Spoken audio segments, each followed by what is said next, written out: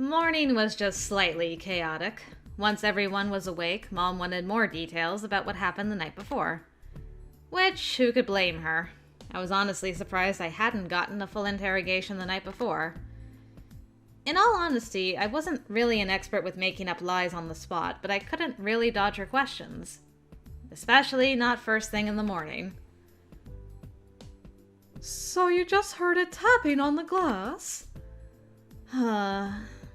I sighed, rubbing my eyes as I refilled my coffee. It's too early for this. Yes. As of someone gently rapping. Rapping at the window and not the chamber door, though. She gave me a disparaging look, apparently very much not appreciating having Poe semi-quoted at her. I guess it's too early for Mom for that, too. What? Oh. She sighed, giving the coffee cup a disapproving glare. It's still a bit hard to believe. What would cause a bird to just fly into the window like that? I am not a bird behaviorist, unfortunately. And there were so many feathers! What on earth did you two do to that poor thing? I was just glad I talked her into letting me clean that up so she never realized those weren't exactly feathers. Whose side are you on? Look, we shoot it. It freaked out as it disintegrated into goo and the feathers fell off. We just politely shoot it back outside with lots of screaming and flailing. I mean, mostly on my part. Spencer just stood off to the side and watched. I didn't think it was something I could safely get involved in. That's certainly fair. I met his eyes from across the kitchen. He looked at me evenly, without the usual anger. I didn't know if he was just too tired to be angry or what was going through his head in that moment. It was pretty impressive. I'll admit I've never seen anything quite like it. I gave him the same look Mom had just given me. Shut it, you. At this point, he'd witnessed enough crazy that I figured he had a pretty good idea of at least some of what was going on. I couldn't imagine what the situation looked like from his side of things. Especially with that amulet I used to fight it off. I really need to thank William for that. He'd saved my life twice now. Then again, I'd been told to stay away from him, so there was that. Maybe send him a note? Ugh. My phone chimed again, and I picked it up, turning away from Mom. Allie? Everything okay there? Why? Danny sort of texted me. He said there was some sort of commotion last night. Yeah. There was a thing that happened. A thing? Yes. A very large bird broke into my room last night. A bird? Yes, a big, scary bird. You're worrying me. Sorry. What? I am! Nora, if you can tear yourself away from the phone for just a few minutes. Sorry! I quickly locked the screen again and put it away. We were just working out the details of this afternoon. It looks like she'll be able to drive me home. She was apologizing for not being able to drive me this morning.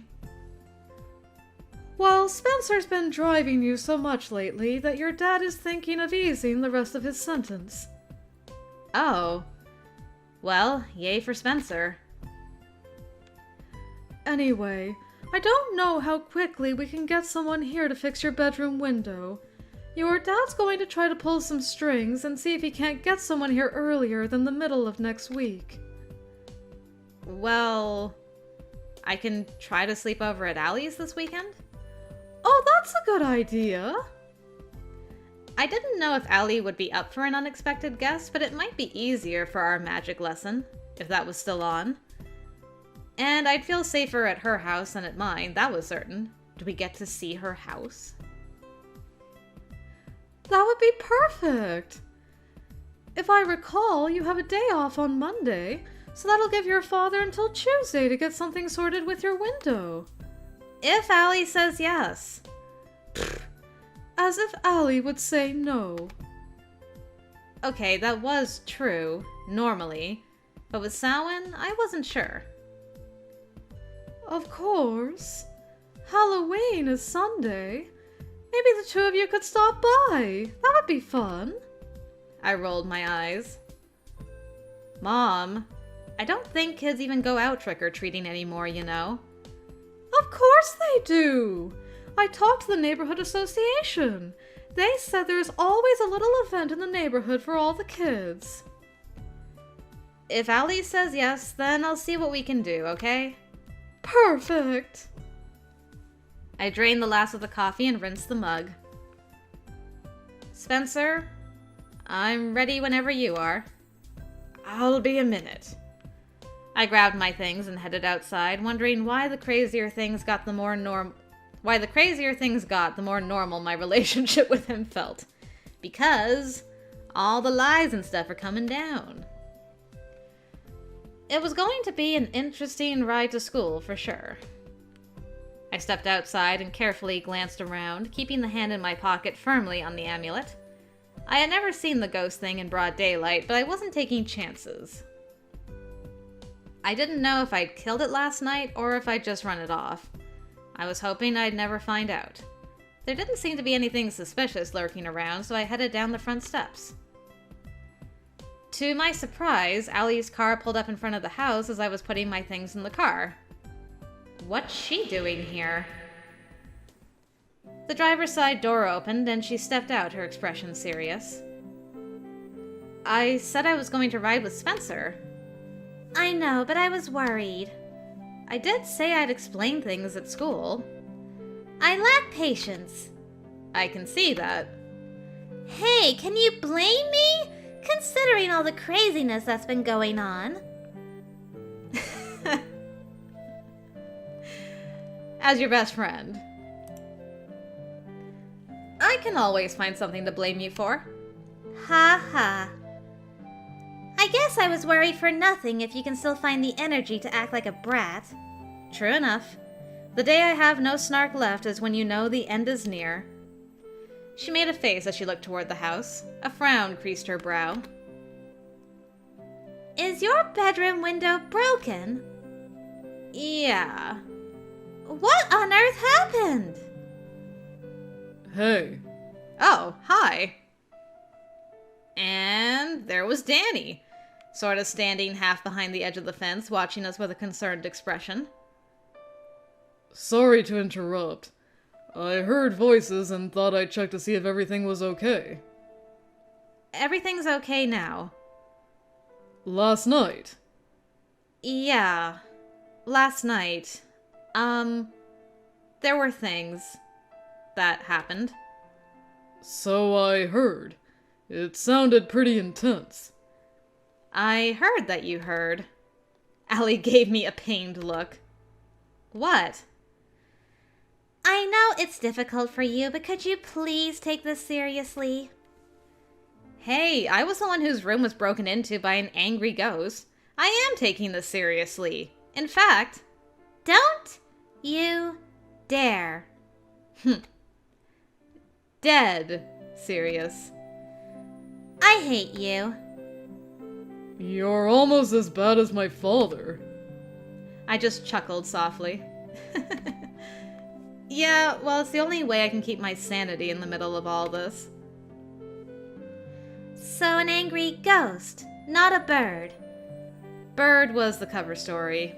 It was actually, the ghost that attacked me in the woods. It attacked you in your room? Yeah. But why? Maybe it hates fairies. I honestly have no idea. It's not exactly talkative. And your parents believe the damage was done by a bird? Yeah. Well, a bird's more believable than a ghost.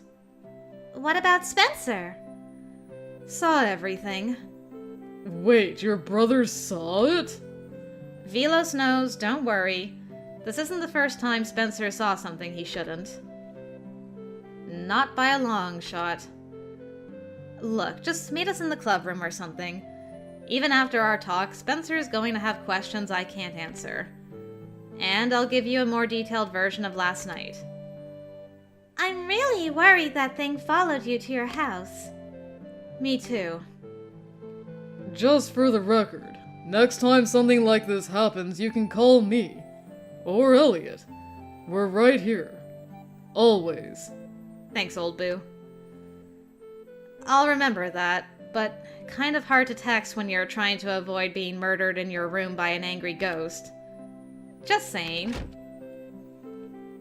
The front door slammed and I glanced back at the house where Spencer was standing and eyeing us warily. That's my cue. Wish me luck. Yeah. Don't look so dire.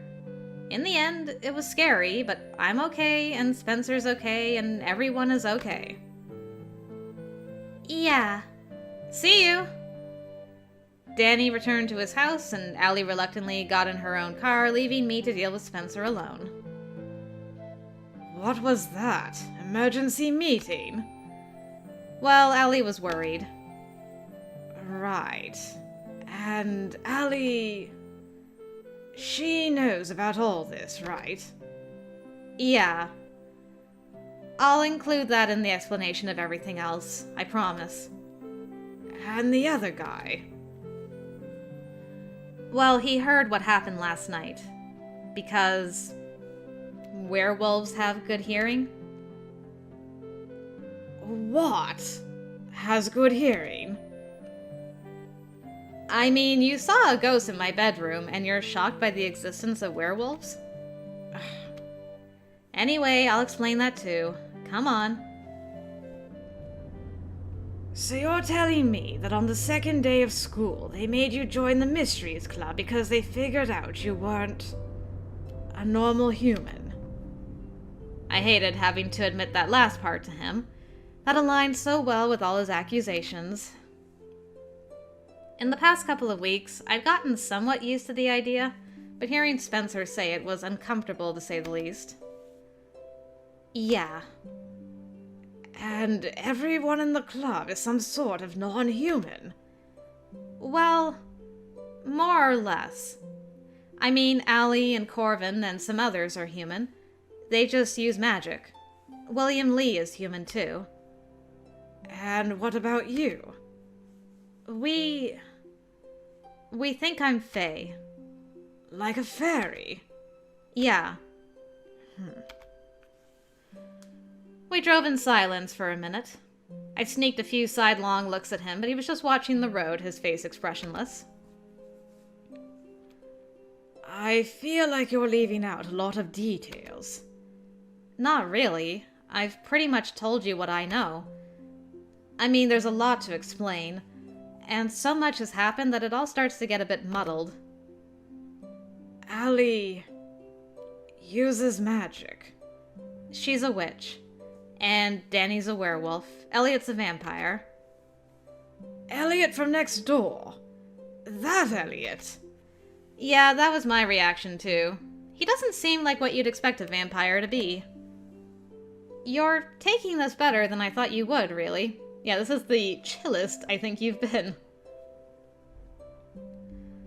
At this point, I'm not sure what to think. It's not like I didn't know something was going on. I mean, everything else aside, I saw that thing attack you twice. And I've known for a long time that you weren't normal. Yeah.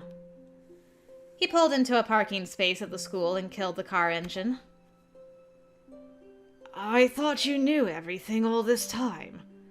I thought you were just hiding things, lying about your identity. But you're saying you also just found out about all this. Well, yeah.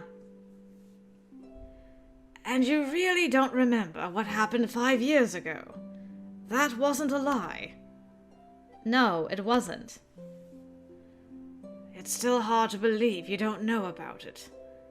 But After I saw that first night you were attacked, I guess I started to question what I'd been assuming.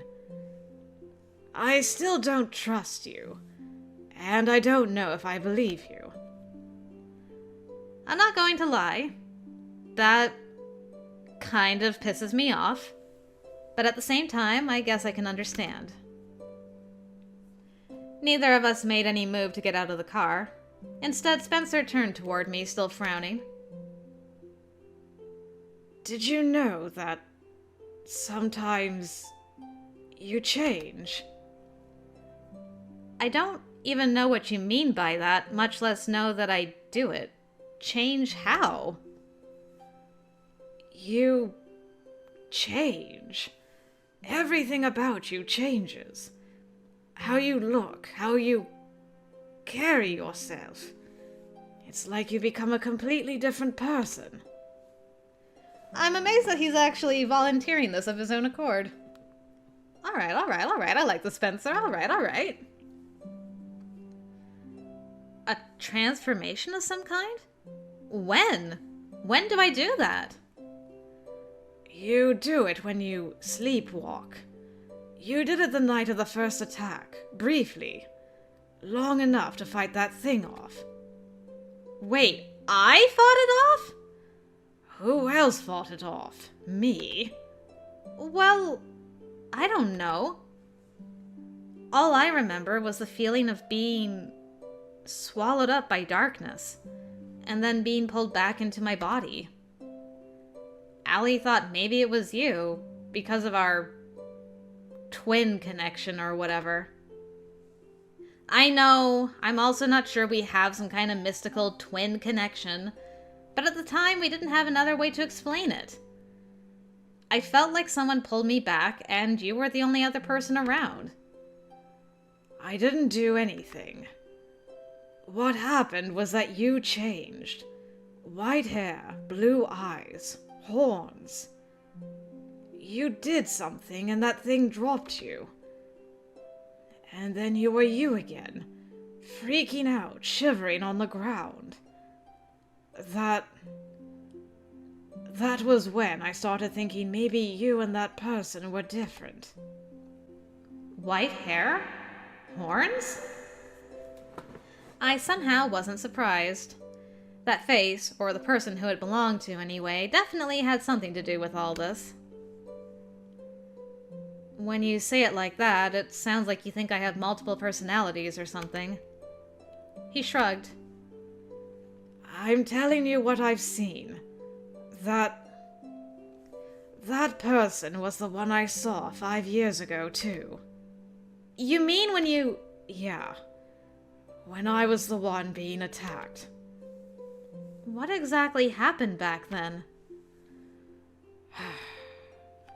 He sighed, running a hand through his hair as he stared through the windshield. When I got separated from the others looking for you, I heard voices, just like we always used to when we were kids. Voices? That's right. We'd heard voices a lot in the woods. I'd forgotten all about that. When I followed them, she was there. And other things. Little ones that looked like lights. Fairies. I guess.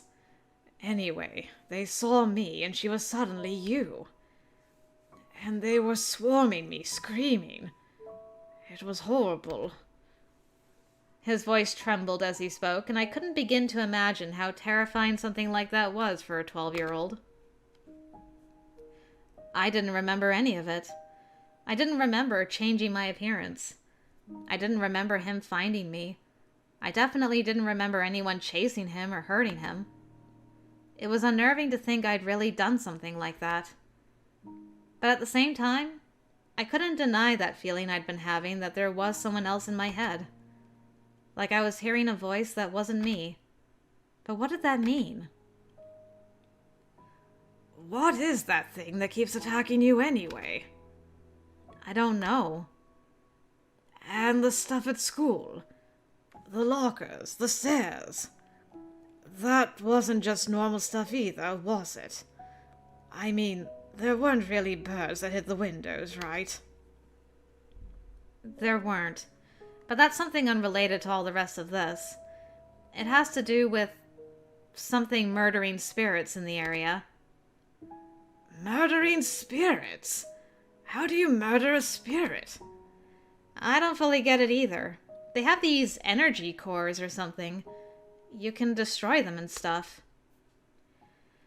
He pinched the bridge of his noise. Pinched the bridge of his noise and sighed. Of his nose. What? I'm just telling you what I was told. None of this is easy to digest, I hope you know. You think I'm having an easy time accepting I have some creepy alternate personality who takes over and goes around attacking my family? Because yeah, not really having the easiest time with that. He looked up at me seriously. So what happens now? Well, I still have questions, but I don't want to sit out here and discuss it. Let's just go inside. I'll take you to the club room. The magic club room that leads to the magic library, where there's a grumpy wizard I need to talk to about last night. And after that, I don't know. I shrugged. I was just playing it by ear at this point. Hey, you wanted answers. I've been trying to figure out how to break it all to you gently, but given everything you've seen, gentle isn't even in the equation anymore. There's something else I've wanted to ask about. It's kind of related, I guess. I don't know. It's been bothering me for a while now, ever since we got back. Go for it. I have no secrets anymore. Well, I mean, just the location of my chocolate stash. You mean the one at the top of the closet? Oh my god, you know about it?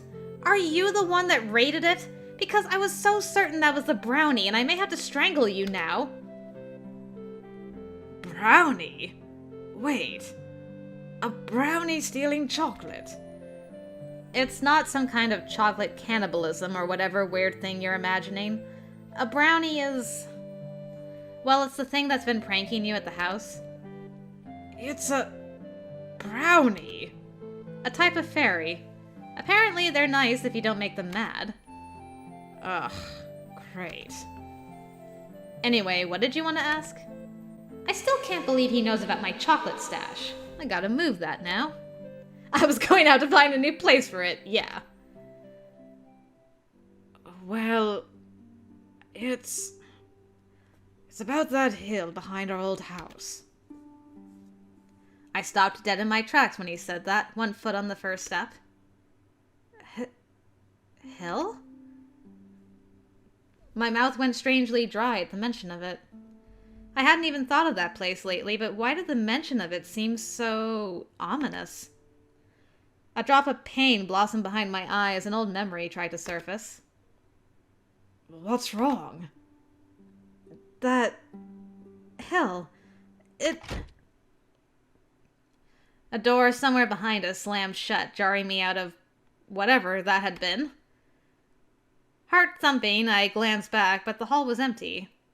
William's ghost buddies were gone, but with the knowledge there were plenty of unpleasant things lurking around still, I grabbed Spencer's hand and pulled him up the stairs. He let you touch him. Whoa.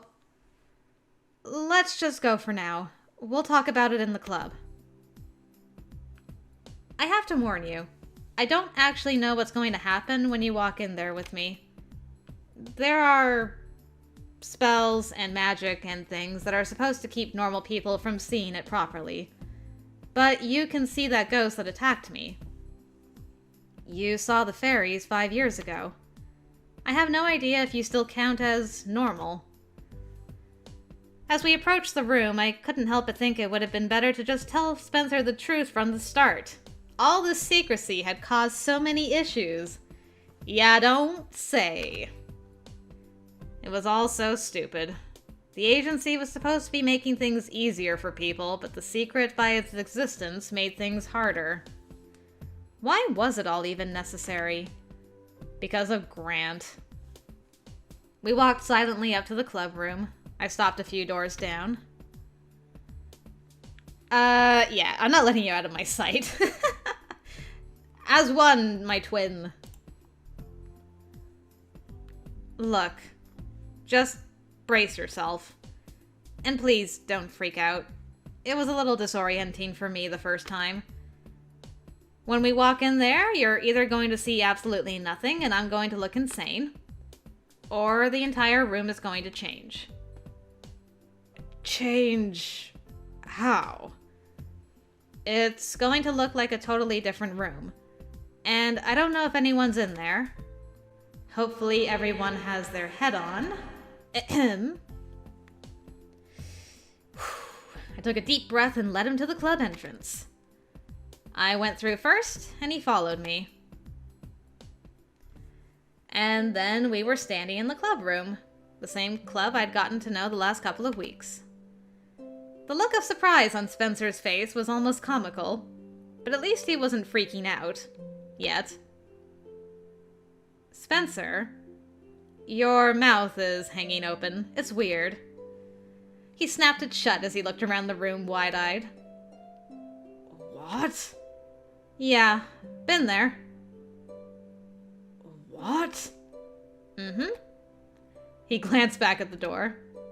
That... Yes, it's magic. I know. It's weird. You can be shocked later. I pushed him toward the library, trying to ignore the two people on the sofa. Unfortunately, they didn't seem like they were going to ignore us, because they both got to their feet when they saw who was with me. You two? Hi. Nora, who's this? Things had ended so badly yesterday that I didn't even know what to say to William, much less guess. Though I do need to thank William for that amulet. Just not yet. Where's Vilos? I need to talk to him. Is everything okay? It's fine, I stopped myself. William almost definitely knew that wasn't true anyway. It's not fine. Hence, actually looking for Vilos instead of actively avoiding him. What's up? And you didn't answer my question. Who is this? Vilos? She raised an eyebrow. He's in the library. But for the record, I am his partner, you know. And this is seriously the last time I'm asking. Who is this person with you? It's my brother. And I know you're his partner. I just would rather talk to him than you, thank you very much. Something happened last night. That's why you want to talk to him, right? I just looked away, frustrated at having to deal with this right now. What happened last night? And I wasn't aware your brother was in this club? Are you alright? I believe I was told to stay away from you. Oof. Although, I mean, the bottom and top one are very dismissive. The middle one is kind of continuing the conversation, with it being very pointed towards Guess. Have things changed because you approached me yourselves? Where do we stand, boo? I clenched my jaw, really not wanting to create a little drama right in the middle of the club room, but there was something I needed to say to them both. And besides, we have the romantic music, so it's not going to be drama. Don't worry about it. I was told to stay away from you, remember, William? By more than one person, including yourself. That... I... was just... Hey, chill out! You know why we said that, so don't bite his head off. Yeah, I do know why. I get it, okay? But it doesn't matter why. You don't get to tell me to stay away if you're not going to stay away from me. It goes both ways. You can't push me away, then reinsert yourself when you want. This is fair.